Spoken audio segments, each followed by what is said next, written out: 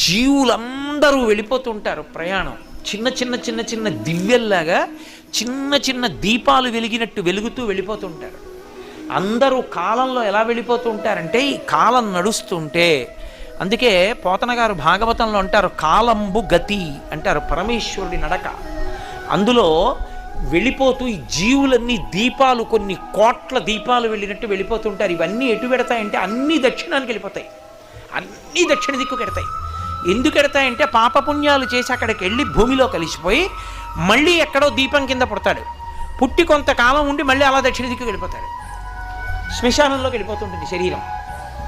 ఎవడు ఏ దీపం నేను వెళ్ళనని ఉత్తరానికి తిరిగిందో ఆ దీపం ఇక అందులోకి శరీరం పెడుతుంది, ఇక ఆ దీపం మళ్ళీ పుట్టది. అలా తిరగాలంటే ఉత్తరానికి ఎవరి ముందు కూర్చుంటే తిరుగుతుందో తెలుసా? ఒక్క దక్షిణామూర్తి ముందే.